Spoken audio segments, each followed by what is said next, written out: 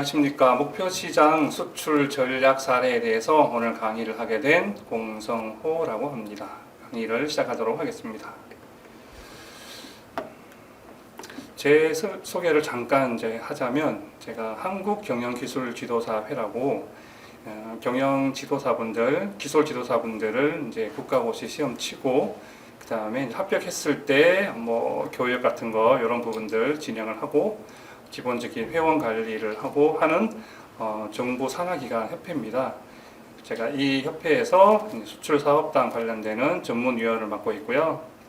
그 다음에 이노시스템, 이츠 이노베이션이라고 하는 컨설팅 기관에서 지금 전문 컨설턴트로 활동하고 있습니다. 그리고 글로벌 마케팅 자격증인 CMC 국제공인 경영 컨설턴트 자격을 제가 가지고 있고요. 남양주시 기업사랑방이라고 해서 기업들 컨설팅 자문하고 있는 조직의 자문위원으로 활동하고 있고요. 수출 바우처 지원 사업이라고 해서 정부 지원 사업 관련되는 부분들을 수출 쪽만 해서 30여 건 이상 제가 수행을 했습니다. 그리고 수출 관련되는 컨설팅은 2010년경부터 해서 한 10년 정도 했고요. 그 전에 해외 영업이라든가 마케팅, 무역 실무, 해외 구매 소싱 관련돼서 15년 정도 경력을 가지고 있습니다. 취급했던 품목은 미용 제품, 화장품, 레이저 용접 관련되는 부분, 주조 설비, LED 자동차, 화학 제품 같은 것도 있고요. 그래서 좀 다양한 제품들을 저희가 취급을 했습니다. 자, 오늘은 목표 시장이라고 해서 제가 관로해서 중국이라고 지난번에 표시를 했었는데요. 제가 중국 쪽으로 많이 컨설팅을 하고 또 진행을 하다 보니까 오늘은 중국에 좀 특화해서 제가 좀 소개를 하도록 하겠습니다. 중국 수출 추진 전략에서 세 가지 정도로 제가 이 내용을 좀 나눠봤고요. 첫 번째 중국 시장 분석, 두 번째 중국 통상 환경, 정책 환경 요약, 세 번째 중국 바이어 발굴 방법 예시로 해서 제가 많이 사용하는 방법을 중심으로 해가지고 진행을 했던 부분들을 제가 소개를 하도록 하겠습니다. 일단은 중국 시장은 좀 많은 국가들이 저희가 예전 같은 경우에는 세계의 공장이라는 말도 있고 하지만 최근에는 소득이 좀 올라가다 보니까 다른 국가에서 수출 관련되는 부분들을 좀 많이 또 동시에 진행하고 있는, 어찌 보면 미국과 더불어서 세계 최대 시장이라고 보면 됩니다. 이렇게 표를 잠깐 보시면 2020년도에서 1월에서 9월에 중국 입장에서 수출입 상위 10개국이라고 해가지고 교역에 적혀져 있고요. 첫 번째 수출, 중국 쪽에서 수출을 많이 하는 국가는 미국이고요. 미국이 가장 많고 한국이 한 4위 정도 차지하고 있습니다. 그리고 그 밑으로 쭉 내려가서 베트남도 있고 인도도 있고 대만도 있고요. 수입으로 따지면은 대만이 1위를 차지하고 있고요. 그 다음에 한국이 2위를 차지하고 있습니다. 그리고 베트남, 러시아 이런 순으로 되어 있고요. 여기서 이 표를 눈여겨볼 필요가 있는 게, 저희가 사실 인접해 있는 국가긴 하지만 그래도 저희가 작은 나라지만 교역액이 상당히 상위권에 이렇게 랭크돼 있다. 이런 부분들은 우리나라도 중국 시장에 좀 의존도가 좀 높긴 하지만 중국도 마찬가지로 저희 국가에 좀 의존도가 좀 높다. 이런 부분들은 제가 좀 파악을 할 수가 있고요. 그 다음에 코로나 영향인지 어떤 영향인지는 정확하게 분석은 안 될 수 있어도 코로나 영향 더불어서 전 세계적으로 좀 위기를 맞고 있다 보니까 교역액의 마이너스를 기록하고 있는 게 좀 많이 눈에 띄어요. 근데 저희 나라는 마이너스 감소율이 그래도 다른 나라들에 비해서는 수출 수입 두 가지 다 작은 어떤 금액으로 작은 차이로 좀 이렇게 감소를 했지만 충분히 앞으로는 중국 시장도 상승할 수 있다고 저는 생각을 하고 있습니다. 그 다음에 중국 시장을 들어갈 때 중요하게 생각해야 되는 게 장벽이에요. 무역 관련되는 장벽. 그러니까 일반적으로 장벽이라고 하면 관세 장벽이 있고 비관세 장벽이라고 크게 나누잖아요. 그리고 관세 장벽은 가격 경쟁력을 좀 떨어뜨리는 거겠죠. 예전에 저희가 뭐 철강이라든가 자동차라든가 이런 것들 미국으로 수출할 때도 미국에서 뭐 관세를 굉장히 많이 매겨서 저희가 좀 이렇게 수출에 곤란을 겪는 그런 때도 예전에 있었는데, 그런 것처럼 중국 시장도 마찬가지로 관세나 이런 부분들을 이렇게 부과를 함으로 해가지고 좀 중국 시장에 쉽게 들어가지 못하게 이렇게 좀 이 벽을 친다고 해야 될까요? 그런 식으로 이제 좀 장벽을 좀 사용을 하는, 정책적으로 하는 부분이 있고, 오늘은 이제 비관세 장벽이라고 해서 관세 외에 어떤 조건을 좀 까다롭게 한다든가 허가를 좀 까다롭게 한다든가 이런 부분들을 가지고 장벽을 세우는 것을 좀 살펴보도록 하겠습니다. 윗부분 잠깐 읽어보면 이제 주요 비관세 장벽으로는 식품안전법이라든가 뭐 이제 FDA 관련되는 부분이겠죠. 죄송합니다. FDA 관련되는 부분이겠죠. 그래서 식품안전실시조례나 수출 입 식품 안전관리, 뭐 포장식품 라벨 통지 뭐 이런 부분들 쭉 해서 CCC 강제 인증이라고 해가지고 공산품에 해당되는 거는 웬만하면 CCC 인증을 다 받아야 돼요. 이런 식으로 어떤 허가나 인증을 강제적으로 받아야 하는 부분들을 좀 강화시켜 놨다. 예를 들면 밑에 보시면 표를 잠깐 보시면 뭐 육류 가공품이라든가 뭐 수산품이라든가 유제품 이런 부분들은 이제 몸속으로 들어가는 거기 때문에 당연히 우리나라도 어떤 비관세 장벽을 이제 세우고 있고요. 중국도 마찬가지로 세우고 있지만 조금 더 까다롭게 하고 있다라는 부분들 저희가 좀 눈여겨볼 필요가 있고, 밑에 보시면 라벨 표시라고 해가지고 이제 뭐 분유 제조법 등록제라든가 또 화장품도 마찬가지예요. 그래서 어떤 특별한 라벨을 만들 때 이러이러한 어떤 잠깐 보시면 이런 식으로 라벨에 특별한 어떤 명칭을 반드시 써야 된다든가 뭐 이런 부분들을 뭐 성분이라든가 이런 부분들을 표시하게끔 이런 것들이 이제 비관세 장벽 중에 하나예요. 앞으로 다시 돌아가서 그리고 이제 CFDA 등록 최근에는 이제 이게 좀 통합돼 가지고 새로운 어떤 그 인증 등록 체제로 바뀌었는데 어쨌든 이게 결론적으로는 CFDA라고 하고요. 이제 식품이라든가 화장품 같은 그런 경우에 이제 등록 관련되는 부분들을 좀 강화를 했다. 그 다음에 CCC 인증이라는 거 해서 강제 인증인데 공산품 관련되는 부분들에 이 인증 마크를 붙여야지만 통과될 수 있다. 그 다음에 이제 제가 좀 전에 보여드렸던 라벨 관련되는 부분들, 라벨 검사를 좀 강화하겠다. 이런 부분들이 비관세 장벽 중에서 저희가 주의해야 될 내용이고요. 특히 이제 화장품 종류 같은 경우에는 올해 1월 1일부터 새롭게 이제 막 허가제 등록제 구분하고 뭐 여러 가지 감독 강화를 해가지고 조금 이제 강화를 이제 비관세 장벽을 좀 많이 높이고 있는 지금 추세고요. 신화장품 감독 관리 조례 주요 조항이라고 해가지고 1월 1일부터 시행된 내용들, 뭐 주요 내용부터 적용 범위, 분류, 원료 관련된 부분들까지 쭉 내용을 쭉 제가 기재를 해놨으니까 이 내용은 좀 한번 확인을 좀 해보시고요.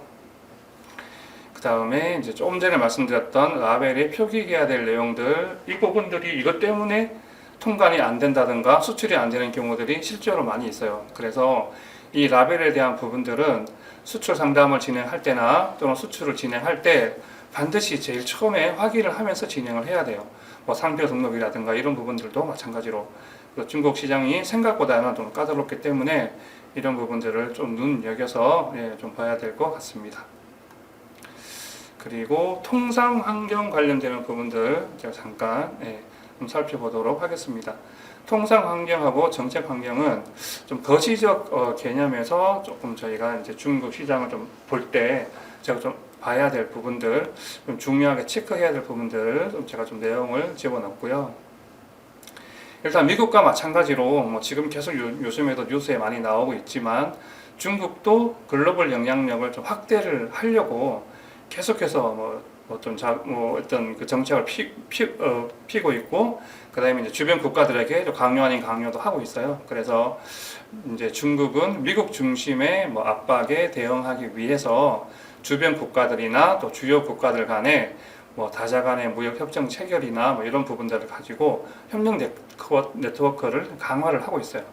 그래서 예를 들면은 영내 포괄적 경제 동반자 협정이라고 해서 이런 부분들도 이제 맺고 있고요. 1대1조 전략이라든가 이런 다자간 무역 협정을 통해 가지고 어떤 뭐 아시아권을 조금 이렇게 영향력을 행사하려고 하고 있습니다. 그래서 저희 나라가 사실은 뭐 한중일 FTA도 협상을 뭐 진행하고 있었고, 그다음에 뭐 동북아 관련되는 부분, 저희는 또 미국하고도 이제 좀 관련이 많기 때문에 이런 부분들을 저희가 좀 중국의 이러한 정책들을 좀 파악을 좀 해서 저희가 좀 수출에 또는 뭐 무역에 좀 활용을 많이 할 수 있도록 해야 될 것 같고요. 그다음에 이제 아시아 태평양 지역에서 중국 중심의 공급망을 좀 재편하려고 지금도 많이 노력하고 있잖아요. 그래서 예전 같은 경우에 보면 이제 뭐 한국이나 대만을 중심으로 해가지고 이런 부분들 뭐 부품 소재 구입 가공 관련되는 부분들을 했다면, 그게 이제 미래에는 한국 대만의 중요 부품 관련되는 부분으로 조금 업그레이드가 됐다, 이렇게 보시면 됩니다. 네, 그래서 이제 일반 부품이나 뭐 고부가치세 최종 소비재 수출로 좀 변형을 좀 하고 있는 추세고요.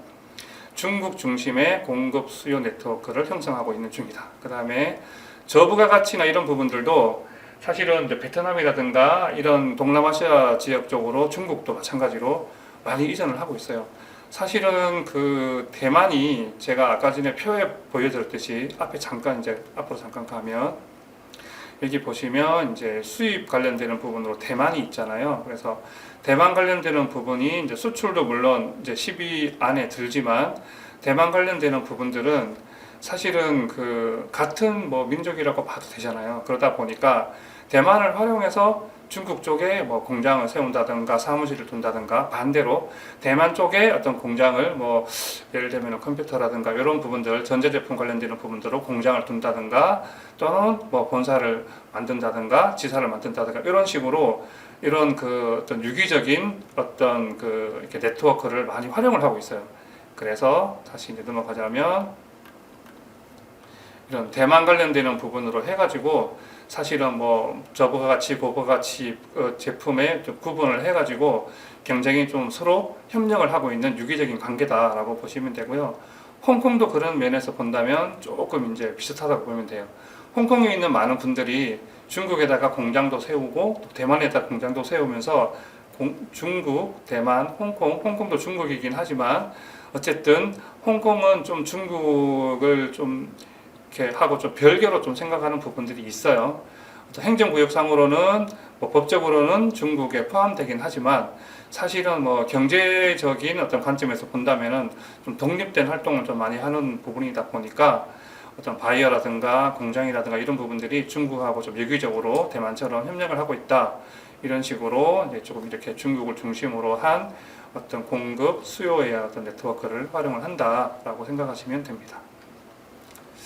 그리고 이제 정책 환경을 보면 일단은 이제 중국 같은 경우에 땅이 굉장히 넓잖아요. 저도 중국에 한 1년 이상 살았고, 그 다음에 이제 중국 쪽에 왔다 갔다 왕래를 하면서 한 지가 진짜 한 15년, 뭐 지금까지 따지면은 한 25년 정도 됩니다. 15년은 전문적으로 무역을 했고요. 그 다음에 나머지 10년은 컨설팅 같은 것을 이제 진행하면서 중국하고 계속 지금 거래를 하고 있는데, 중국이 사실은 이 바닷가를 중심으로 해가지고 연안 지역이라고 하잖아요. 바닷가를 중심으로 해가지고 큰 대도시들이 많이 있어요. 물론 북경은 뭐 바닷가는 아니겠지만 사실 천진하고 북경은 같은 권이라고 보시면 돼요. 천진이 또 바닷가 쪽이기 때문에 어쨌든 바닷가 가까운 쪽을 중심으로 해가지고 좀 발전을 많이 시켰다. 그래서 이제 잠깐 그림을 보시면 이런 식으로 이제 중간에 보면 뭐 사천성이라든가 뭐 이런 쪽으로 해가지고 내륙도 발전을 시켜야 되기 때문에 뭐 그런 부분들도 어떤 경제 환경을 만들었지만, 이렇게 파란색 부분으로 쭉 보시면은 사실 이제 이 연안 쪽으로 해가지고 좀 경제적인 어떤 대규모 도시들을 많이 건립을 하고 확장을 계속하고 있어요. 뭐 예를 들면 뭐 상해만 해도 사실은 우리나라 인구에 맞먹는 인구를 보유하고 있잖아요. 그래서 이제 중국은 도시권 전략이다. 도시권 전략을 통해서 신형 도시화를 가속화한다. 제가 한 대련이라고 혹시 들어보셨나요? 대련. 네. 딸리엔이라고 하는데, 대련이 그 일본 사람들이 많이 진출해가지고 좀 경제를 많이 발전시킨 곳이라고 알려져 있어요.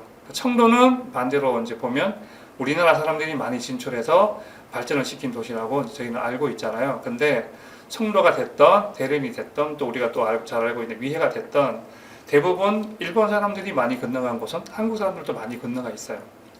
그 제가 이제 대련 쪽에도 많이 있어 봤는데 대련도 정말 작은 중소도시는 아니지만 한 2성급 정도, 1성급이라고 하면 북경, 상해, 뭐 강저우 이런 데를 말하거든요. 그래서 2성급 정도의 어떤 그 도시인데 그 굉장히 그 지금 방금 제가 말씀드린 대로 신형 도시화를 가속화를 엄청나게 많이 했었어요.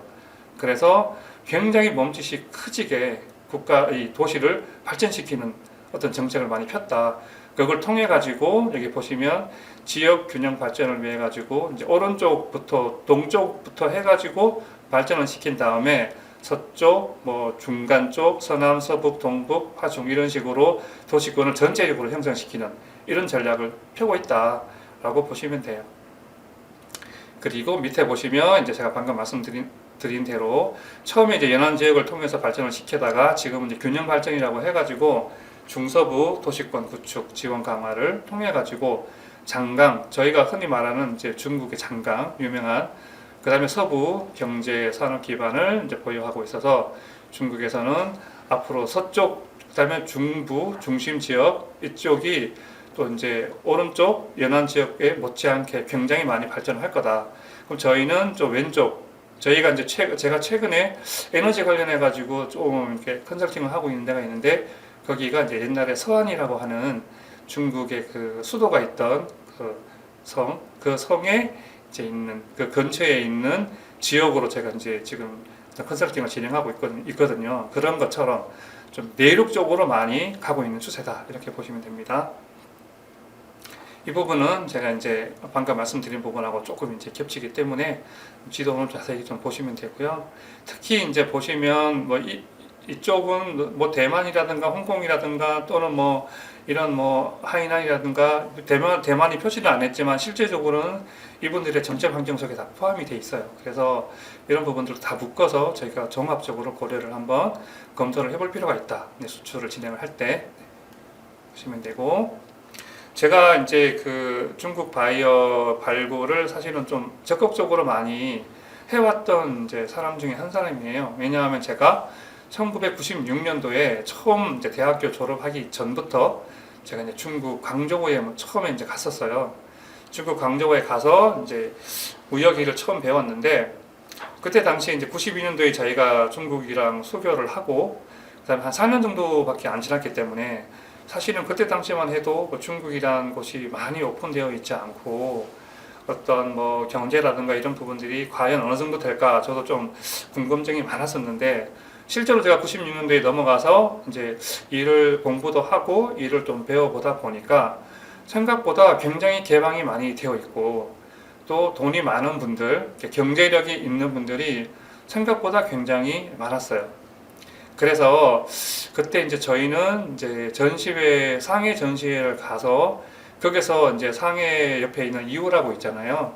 뭐 소상공인, 뭐 소상품 이런 부분들이 많은 도시라고 알려져 있는데 지금은 또 거기도 굉장히 커졌습니다. 그래서 이후에 있는 바이어를 저희가 컨택이 돼가지고 광저우까지 저희 제품을 이제 사러 오고 그다음에 가방에 고등학교 가방 같은 그 가방에 100달러를 현금으로 들고 와서 결제를 했었어요. 매덕 되는 돈들을.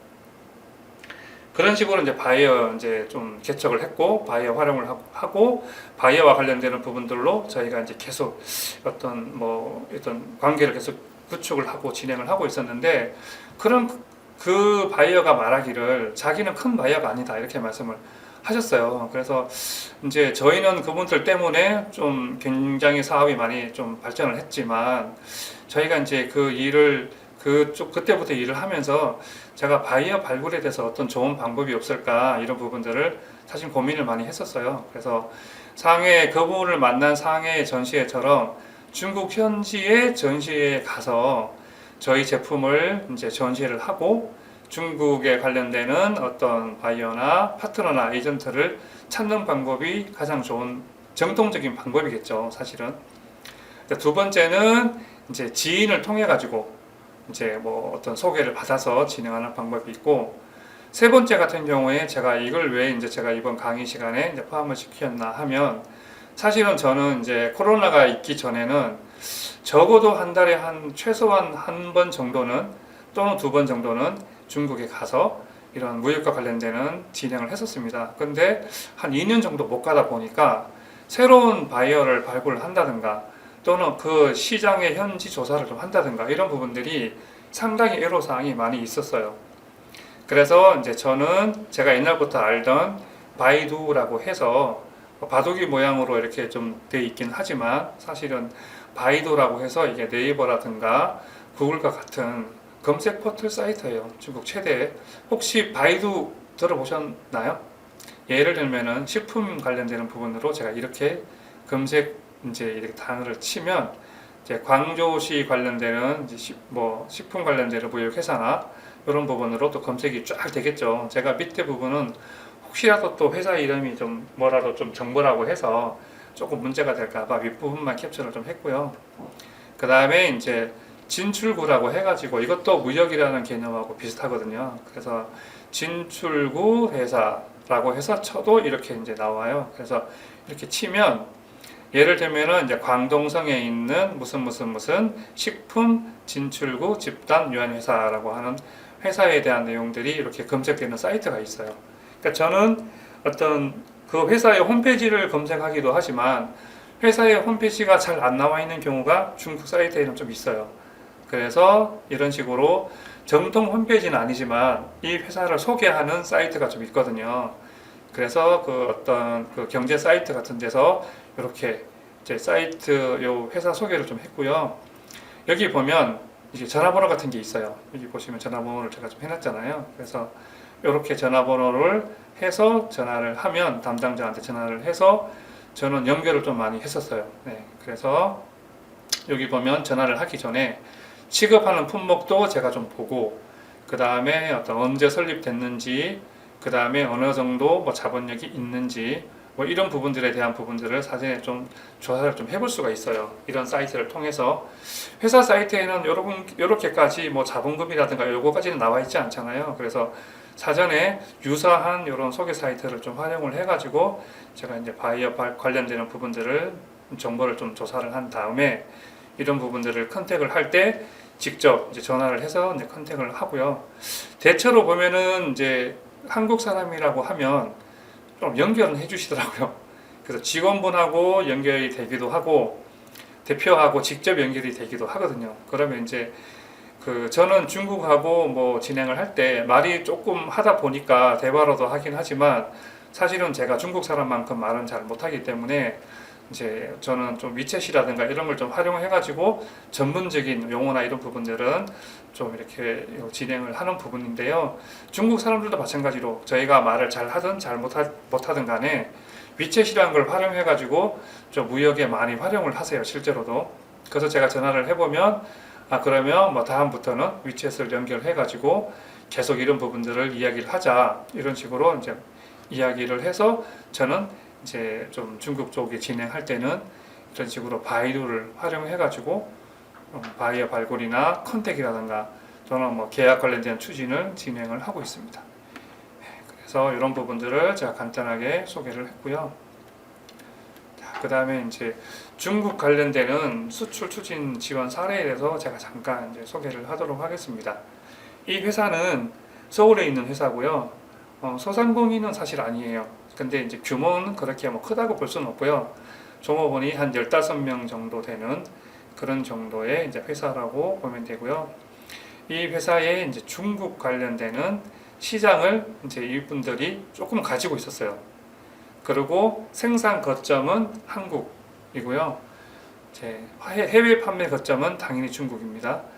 그리고 이제 영업이라든가 마케팅 인원이 한 4명 정도 있었어요.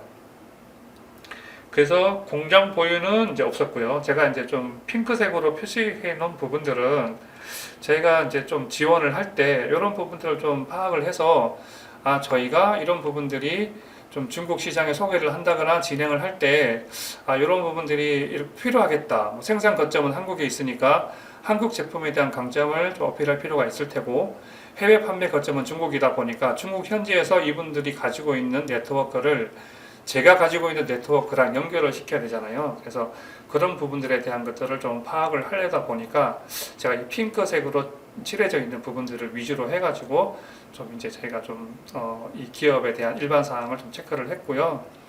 그 다음에 중국 진출 관련되는 부분으로 첫 번째는 예전에 이제 그 화장품 위생허가라고 해가지고 중국 인증 집중 지원 사업이라고 해서 잠깐 앞으로 넘어가면 뒤로 넘어가면 2016년도에 중국 인증 집중 지원 사업이라고 있었어요. 지금도 비슷한 사업이 있긴 한데 지금은 이제 수출 사업, 수출 바우처 사업이라고 해서 거기에 많이 편입이 되어 있어서 이런 식으로 2016년도에서 지원해주던 사업만큼은 많이 활성화되어 있진 않아요. 그래도 제가 이제 요 부분에 좀 컨설팅을 해가지고 이제 승인을 받았어요. 그래서 그때 이 화장품 품목이 한 12품목인가 13품목을 했었는데요. 기능성 화장품이 대부분이었고, 그래서 전체 진행한, 13품목으로 되어 있네요. 전체 이제 진행한 금액이 한 6,500만 원 정도 됐었고요. 이 중에서 2천만 원 정도를 제외한 4,500만 원 정도를 지원 사업을 통해서 제가 받게 해드렸어요. 그래서 다시 이제 표로 넘어가면 화장품 위생허가라고 하는 부분들을 이제 통해 가지고 이분들이 중국 진출을 하실 때 허가를 받아야 되는 부분, 아까 제가 초대에 말씀드렸던 뭐 CFDA 허가 같은 그런 거잖아요. 그래서 그런 허가를 이렇게 화장품 전 라인을 통해 가지고 진행을 도와드렸고요. 그 다음에 이제 차이나 하이웨이라고 해가지고 지금 요것도 없어졌어요. 그래서 이게 또 수출 바우처 사업으로 편입이 됐는데 이때 이제 차이나 하이웨이를 통해 가지고 이 업체는 좀 중국 쪽이 해외 거점이다 보니 판매 거점이다 보니까 중국 쪽에 이제 그 전시회를 굉장히 크게 했었습니다. 그래서 뭐 부스를 한두 개 빌리는 게 아니라 뭐 한 뭐 7개, 6개 정도로 막 빌려서 뭐 위치를 다르게 해가지고 3개, 4개씩 묶어가지고 그런 식으로 이제 나가고 그랬습니다. 그래서 차이나 하이웨이에서 진행하는 이제 전시에 관련되는 부분들을 가지고 제가 또 한 5천만 원 정도를 지원받게끔 제가 해드렸고요. 그 다음에 이제 세 번째는 이제 이 업종 과제 발굴이라고 해가지고 다른 업종들끼리 이제 과제를 서로 협업을 해가지고 뭐 브랜드 개발이라든가 제품 생산이라든가 수출 마케팅 관련되는 부분으로 해가지고 또 동일하게 이 업체에 대해서 그 다음 컨설팅을 통해 가지고 중국 진출하는데 도움을 드렸고, 그 다음 이제 2017년도에 이제 수출 바우처 사업이라고 해서 처음 생겼어요. 이제 2016년도까지 있었던 차이나 하이웨이라든가 뭐 중국 인증 집중 지원 사업이라든가 지금도 있긴 하지만 뭐 특허라든가 이런 부분들, 그런 부분들에 대한 지원 사업들을 하나로 묶어 가지고 수출 바우처라고 하는 지원 사업이 처음 생겼고요.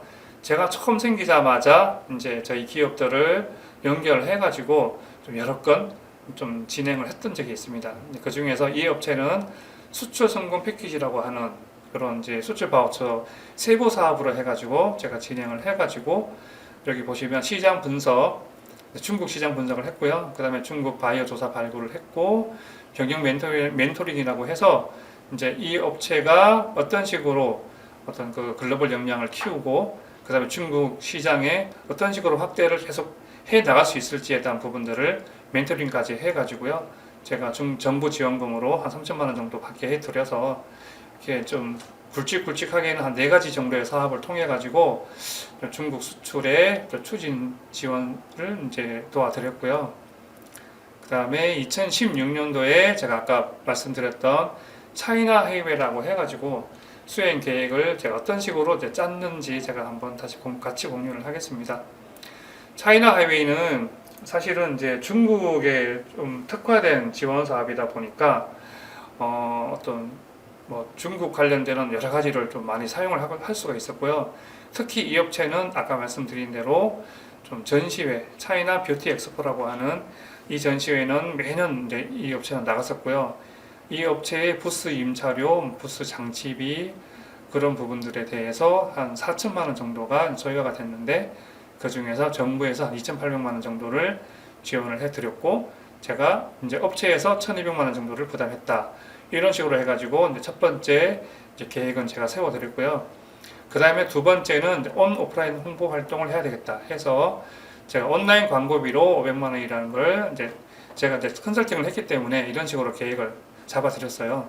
연중 한 500만 원 정도를 쓰시면 되겠다라고 했고, 회의장을 통해 가지고 뭐 발표회도 하시고 이런 부분들이 필요하기 때문에 한 2회 정도로 해서 650만 원 정도 들여서 이런 부분들을 좀 임대를 하는 거로 비용을 이제 책정을 했고요. 이때만 해도 이제 회의장이라든가 이런 부분들도 다 임대를 할 수가 있었어요. 그 다음에 이제 장치비 되는 같은 부분들도 사용을 할 수가 있어서 3,350 정도 해서 2회 정도 해가지고 이렇게 온 오프라인 홍보 활동을 그 다음에 계획을 세워드렸고, 그 다음에 기존에 이제 이 업체는 중국 쪽에 특화되어 있다 보니까 당연히 제품별로 중국과 관련되는 뭐 홍보물 제작이 다 되어 있지만, 제가 좀 전에 그 말씀드렸던 그 중국 인증 집중 지원 사업을 통해 가지고 열쇠 품목에 대해서 허가를 받아들였잖아요. 그 제품을 또 담아야 되기 때문에 새롭게 이제 뭐 화보라든가 또는 카탈로그라든가 리플렛 관련되는 부분들을 제작을 했었어야 됐어요.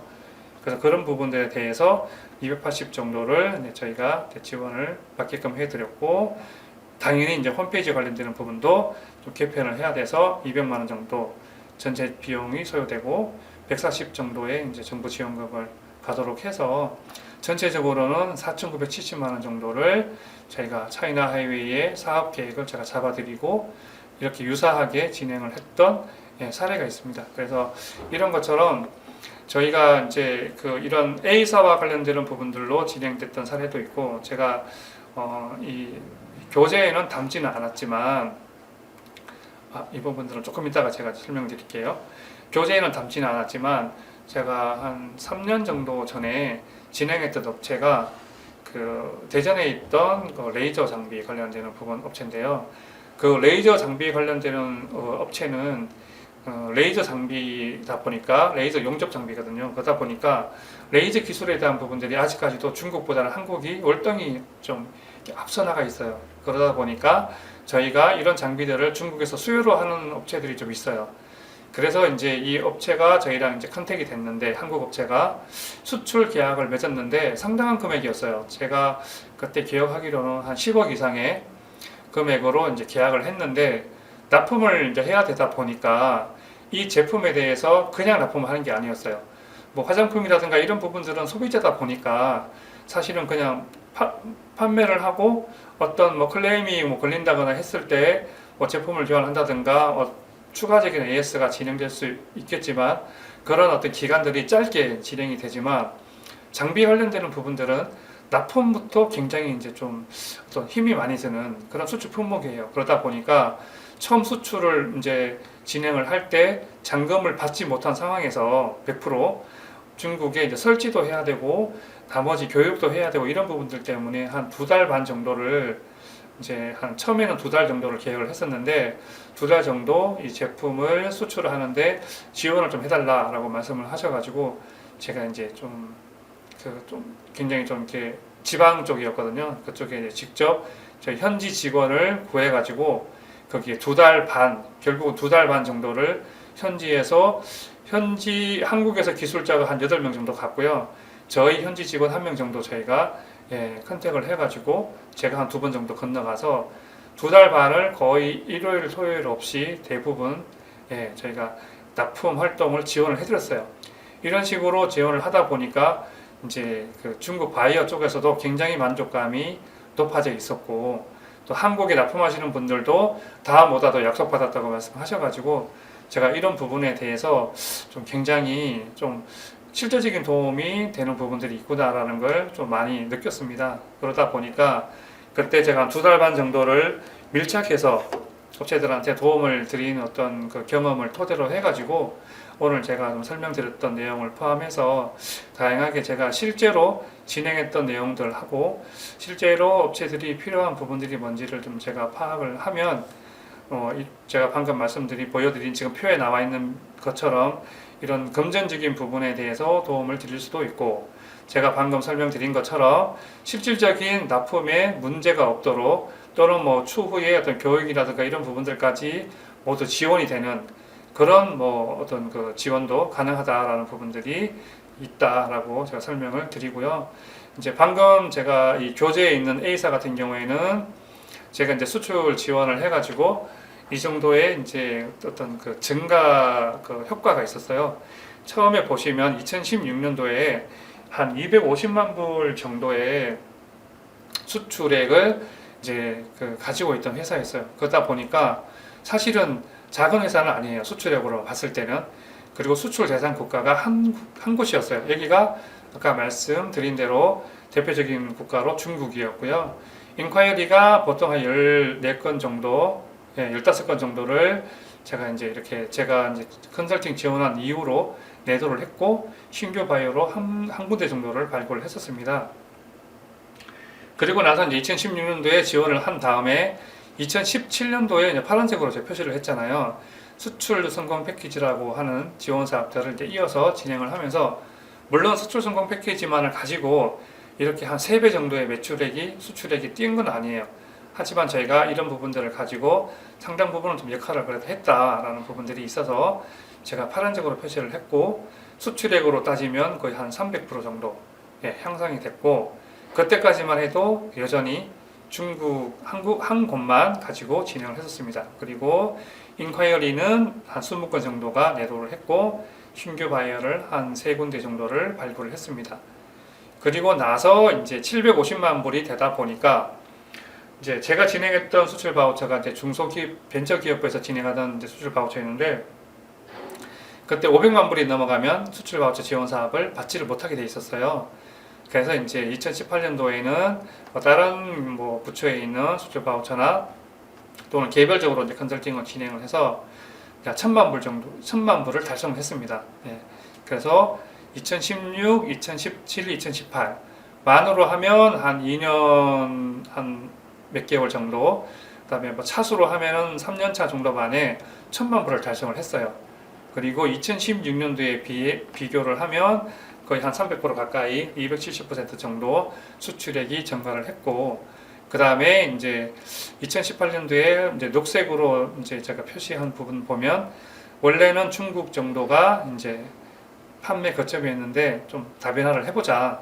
수출 바우처도 중국 차이나 하웨이처럼 중국만 위주로 해가지고 지원을 해주는 거에서 이렇게 통합돼서 여러 국가들을 지원을 해주는데, 이 A사도 중국만 바라보지 말자라고 해서 이제 동남아 쪽으로도 진출을 좀 시도를 했었습니다. 그래서 관로 안에 이제 3군데 정도를 추가적으로 제가 이제 동남아 쪽 진출을 위해서 좀 추가로 진행을 도와드렸다라고 이제 제가 표시를 한 거고요.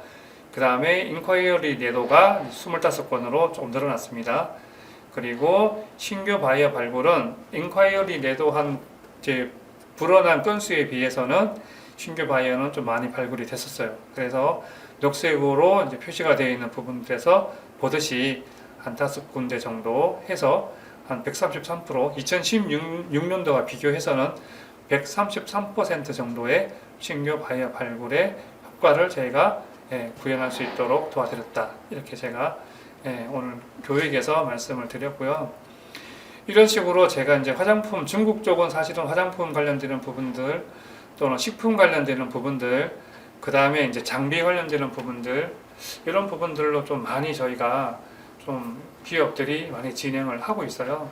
저희도 많이 도와드렸고, 그래서 이제 이런 부분들에 대해서 제가 사례를 공유함으로 인해 가지고 좀 앞으로 이제 수출하실 때, 특히 중국이랑 하실 때는 좀 더 많은 좀 실질적인 도움을 드릴 수 있을 것 같아서 이 내용들을 포함을 시켰습니다. 오늘은 제가 이 정도로 교육을 마치도록 하고요.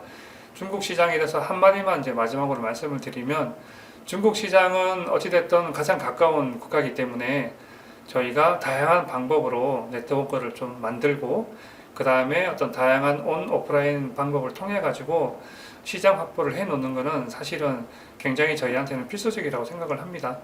그래서 어떤 여러 가지 무역 환경이라든가 이런 부분들이 변화하긴 하겠지만, 중국 시장을 저희가 또 도외시할 수는 없기 때문에 이번 기회에 저희 중국 시장에 대해서 홍콩, 대만을 포함해 가지고 중국 시장에 대해서 좀 관심을 많이 가져주시고, 관련해 가지고 좀 수출하시는데 도움이 될 수 있기를 바라겠습니다.